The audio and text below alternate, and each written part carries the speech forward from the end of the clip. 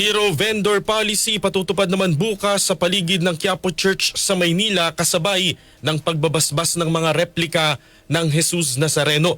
Kasama natin sa Maynila si Radyoman Eman Mortega. Boss Eman.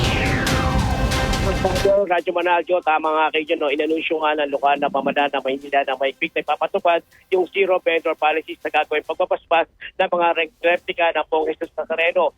Bukas yan, January 3, 2026. Ayon kay Hawkers Manila Director Rafi Alejandro, ikakasala sa aming polisiya sa bahagi ng Villalobos Street at Estero Segado sa may Barangay 306.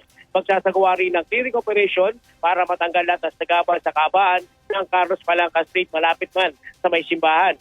Bukod dito, maaga rin sasagawa yung flushing activity sa Villalobos Street at Plaza Miranda upang masiguro naman yung kalisan sa pagsisimula nga ng naturang aktibidad. Asahan naman yung pagsisikip ng usad ng trapiko sa paligid ng simbahan ng Quiapo. Bukas yan, lalo at inaasahan na manatili mga may bitbit na replika sa Carriedo, Villalobos, Carlos Palanca, Quezon Boulevard, MacArthur Bridge, Avenida at Recto Avenue. Mahigpit na seguridad naman ang ilalatag ng Manila Police District para sa kaayusan, kapayapaan at kaligtasan ng mga makikibahagi ng pagbabasbas ng replika ng Jesus Nazareno. Kasama mo sa DCXTL RMN Manila, Radyoman Eman Mortega, Tatak RMN.